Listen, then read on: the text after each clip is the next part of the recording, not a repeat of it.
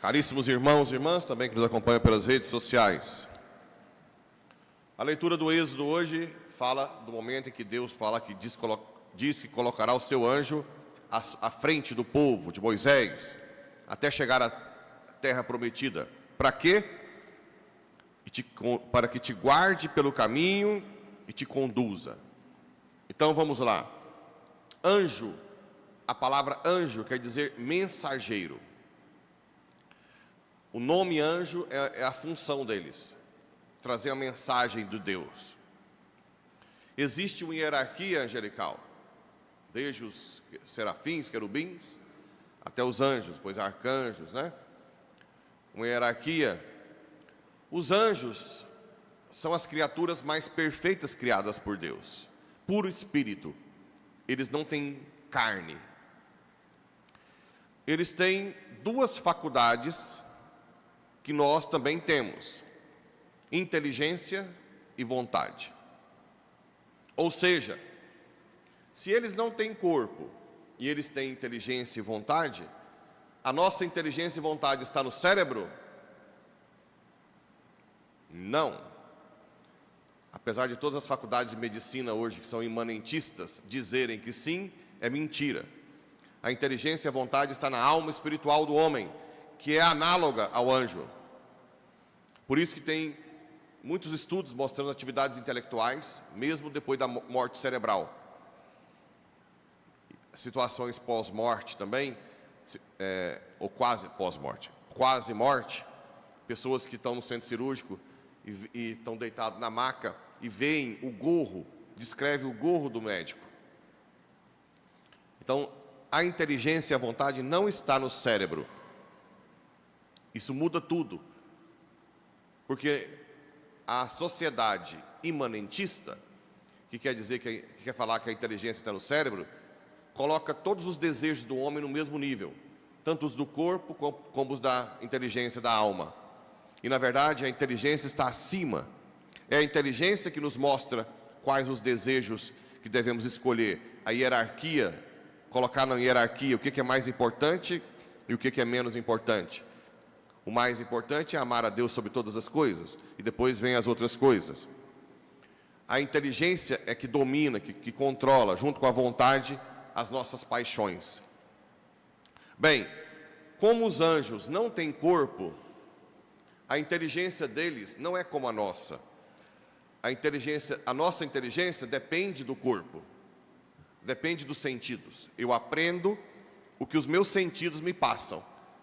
E aí chega no cérebro e a inteligência, ela colhe os dados dos sentidos, tanto da memória quanto do sentido atual, que a gente chama de fantasma. Por exemplo, eu estou vendo aqui agora a igreja com vocês. A minha inteligência está colhendo essa informação. Mas eu também lembro da missa de ontem. A memória, que a inteligência colhe no cérebro. Aí fica no cérebro. Por isso que quando tem lesão cerebral, repercute na inteligência. Mas não é porque a inteligência está no cérebro, mas é porque a inteligência pega as informações no cérebro. Está entendendo isso ou não? Ou está meio perdido? Os anjos não têm cérebro.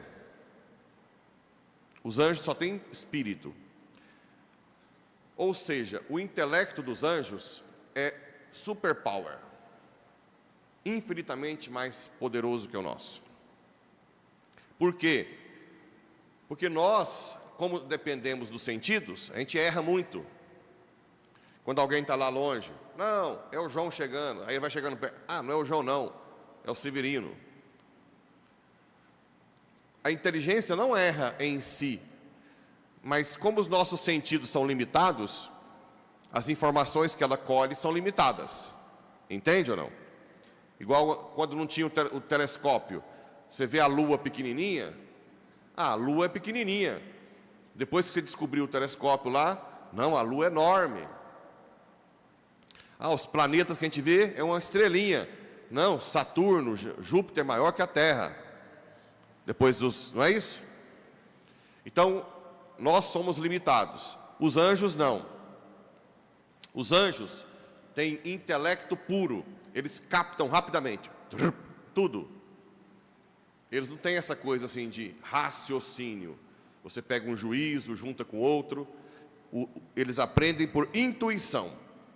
Então os anjos, quando foram criados, imediatamente depois que eles foram criados, eles decidiram por Deus ou não.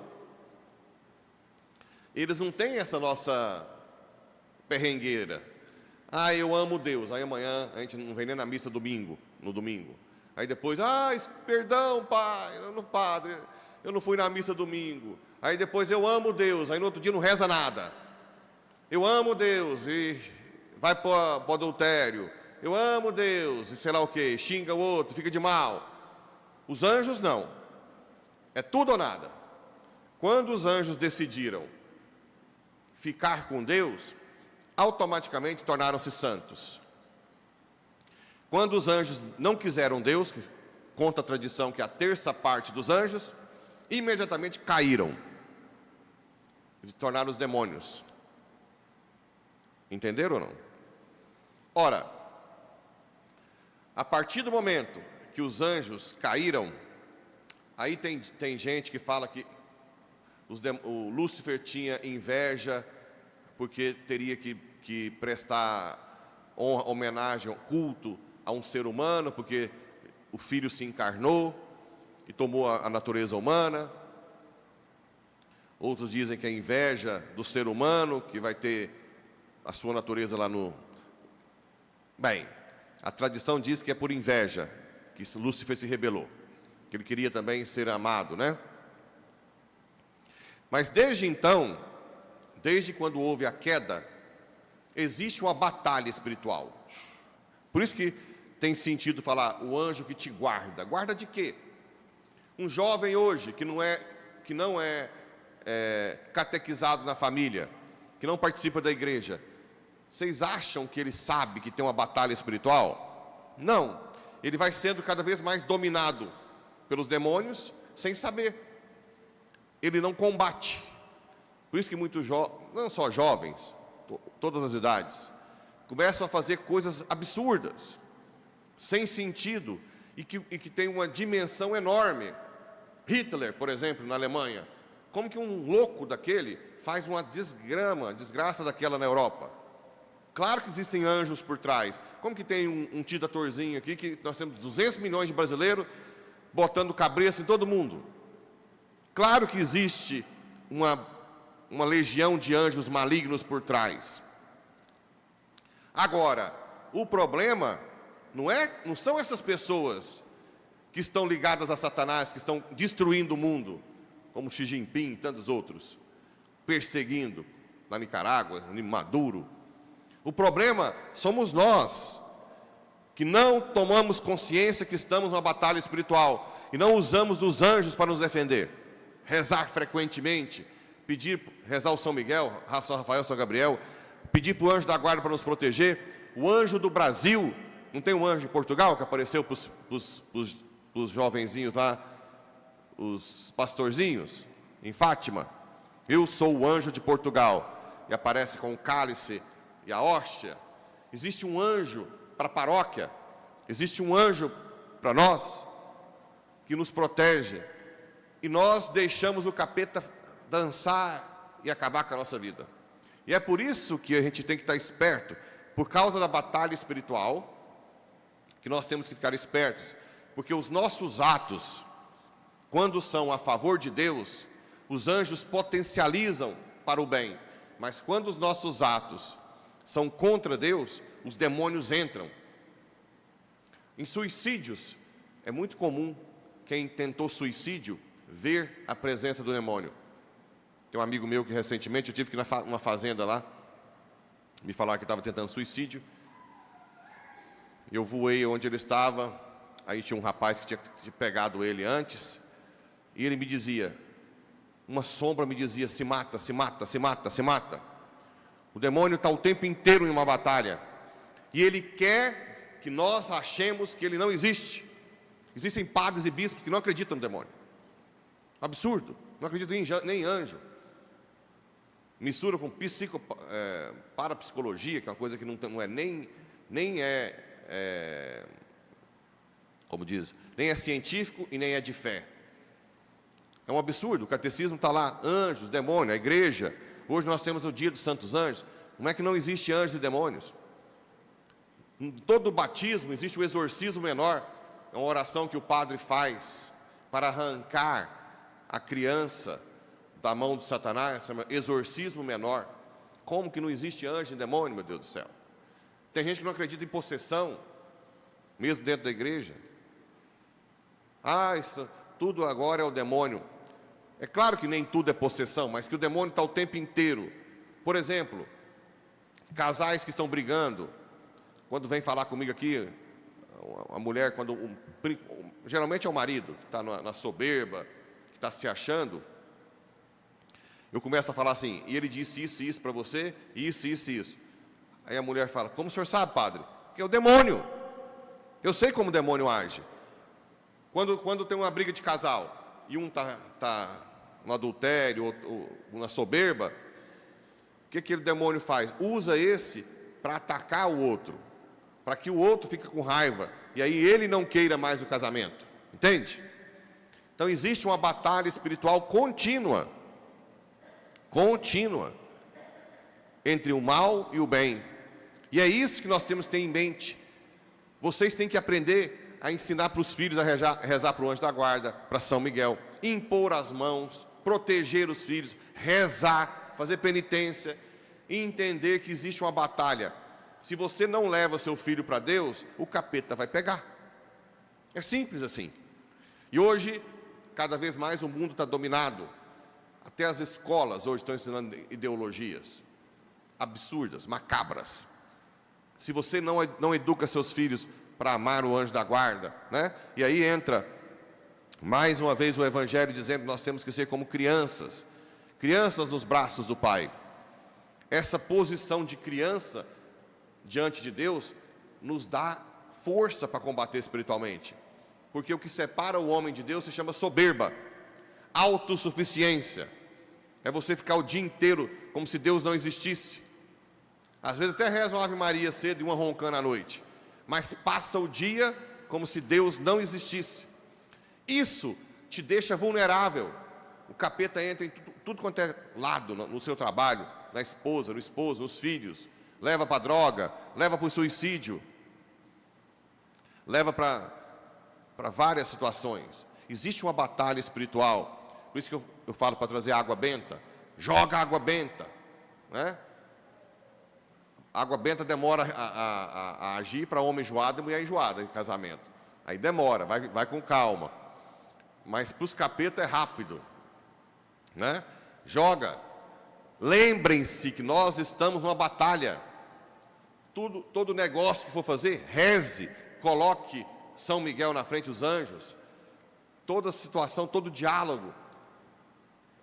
Uma reunião de inventário da família, que é um dos que mais pega fogo aí de briga, reza antes, põe os anjos, faz uma oração, combate, para que o Satanás não entre no coração. Se entrar no coração de um irmão, já desestabiliza tudo, não é? De um. Porque se Satanás entra ali, é diabolos, ele vai lutar para separar todo mundo. Então nós precisamos ter urgentemente amizade com os nossos anjos, os anjos da guarda, São Miguel, e entender que estamos numa batalha o tempo inteiro. O tempo inteiro. A confissão tem um poder de tirar você das mãos de Satanás, né? A Santa Missa, a comunhão e assim por diante. E muitas vezes, quando nós achamos que estamos sendo derrotados, é quando estamos vencendo. É ou não é? Na hora que os apóstolos ficaram mais desolados, mais tristes, mais angustiados, acharam que perderam, era quando Jesus estava vencendo a morte e o sofrimento.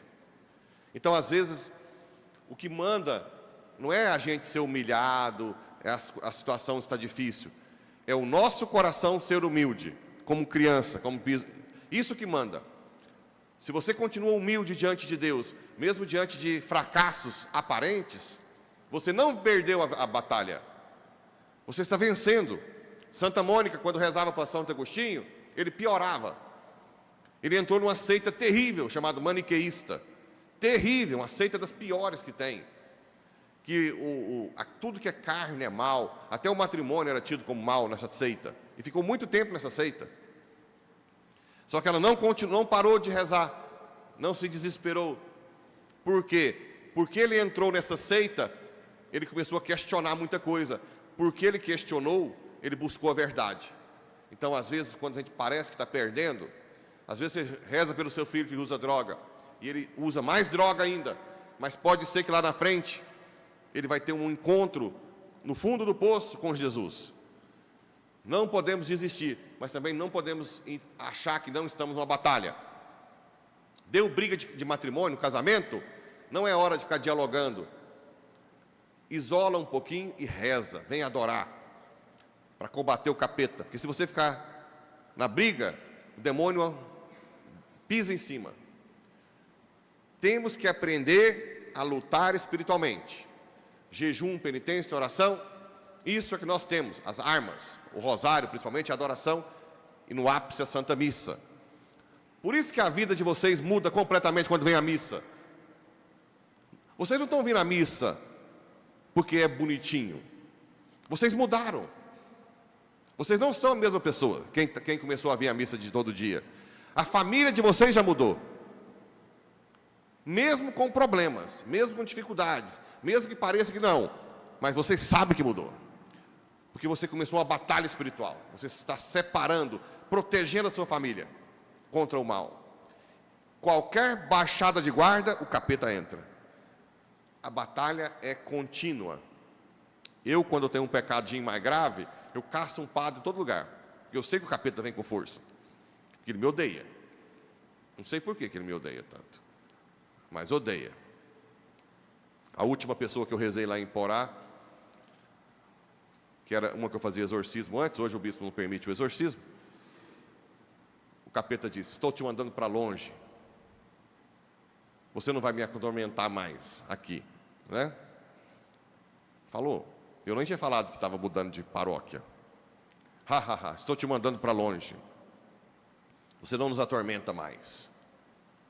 Então vejam, existe uma batalha. Que Deus nos dê a graça de entender. Se vocês pais, filhos, entenderem, na família que está uma bagunça, está brigada, todo mundo rezem, combatam, e vocês vão ver como tudo faz a diferença. E sempre junto com a rainha dos anjos, a rainha dos céus, que comanda todos os anjos, o rosário. Que Deus nos ajude, que os nossos anjos da guarda nos guarde e nos conduza para o céu. Assim seja.